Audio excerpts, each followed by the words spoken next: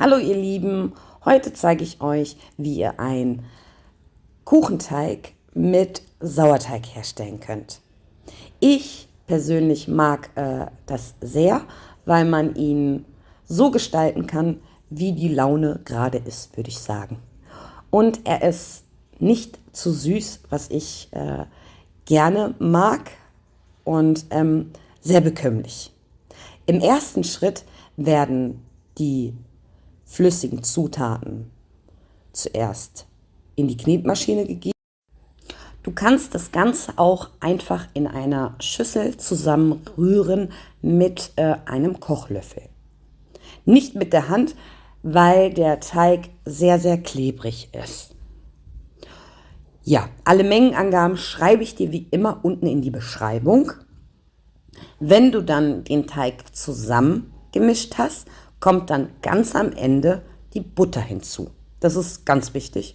Die Butter kommt am Ende hinzu und sie sollte zimmerwarm sein. Das ist auch ganz wichtig. Der Teig wird auch nur kurz zusammengeknetet, bis sich alle Zutaten vermischt haben.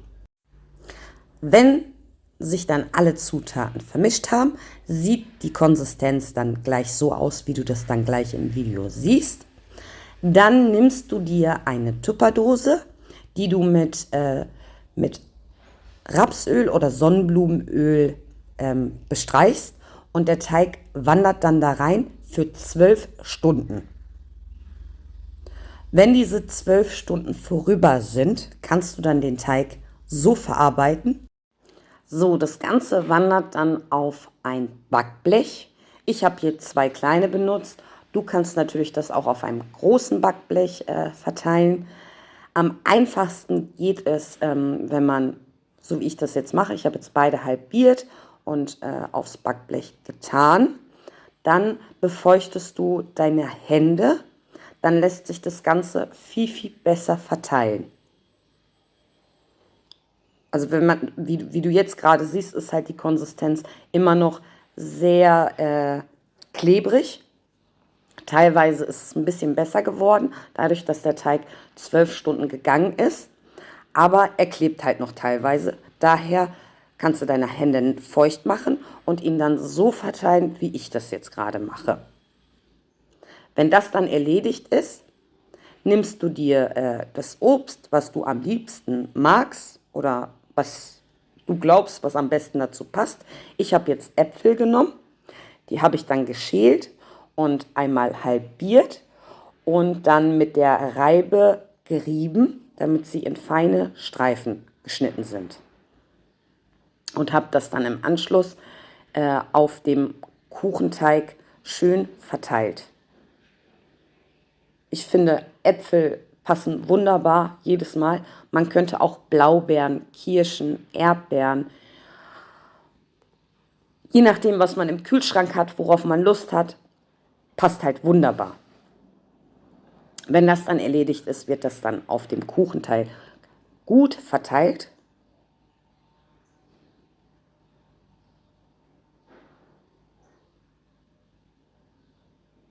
Alle Mengenangaben schreibe ich dir wie immer unten in die Beschreibung. Und falls dir das Video bis hierhin gefallen hat, dann lass mir doch einen Daumen da. Falls du das Rezept nachbacken solltest und du doch Lust hast, Äpfel zu benutzen, habe ich da noch einen kleinen Tipp. Um das Ganze nochmal ein bisschen zu versüßen, machst du dir einfach eine Zimt-Zucker-Mischung und streust die nochmal über die Äpfel drauf. Das gibt nochmal dem Kuchen einen süßlichen Geschmack, weil in dem Kuchenteig ist ja nicht wirklich viel Zucker. Also er ist ganz leicht in der Süße. Und falls du den nochmal ein bisschen süßer haben möchtest, machst du das so wie ich, dass du dann nochmal eine Zimt-Zucker-Mischung über die Äpfel verteilst. Also dadurch, dass ich mag Zimt sehr und in vielen meiner süßen Rezepte ist ganz oft Zimt dabei, falls du mal durch meine Rezepte geschaut hast. Und ja, und ich finde Äpfel und Zimt passt hervorragend. Wenn das dann jetzt erledigt ist, dann kommen die Streusel. Die werden dann fertiggestellt. Dazu brauchst du Butter, kalte Butter, ganz wichtig, kalte Butter. Nachdem du dann die Butter in die Schüssel gegeben hast, kommt dann der Zucker hinzu. Und dann kommt das Mehl hinzu. Du kannst das Ganze in der Knetmaschine oder mit einem Handrührgerät oder mit der Hand verarbeiten. Also ich mag es gerne, dass man das unkompliziert einfach ganz schnell mit der Hand knetet. Dann hat man auch nicht die doppelte Arbeit. Das Gerät muss sauber gemacht werden, die Schüssel muss sauber gemacht werden. Das Ganze wird dann ein paar Minuten mit der Hand gut durchgeknetet, bis das Ganze dann gleich so ausschaut wie bei mir. Also dieses Bröselige, das sind ja Streusel. Und dann ist das Ganze auch fertig.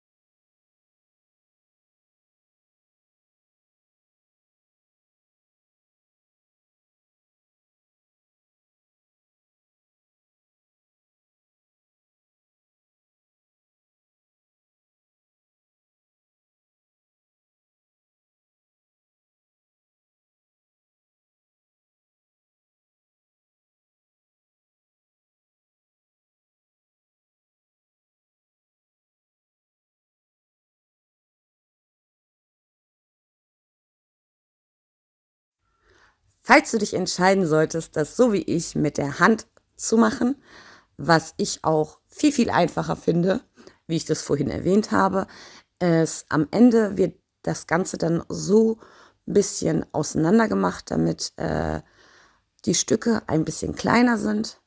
Schmeckt auch viel, viel besser. Und das Ganze wird dann über den Kuchenteig schön verteilt.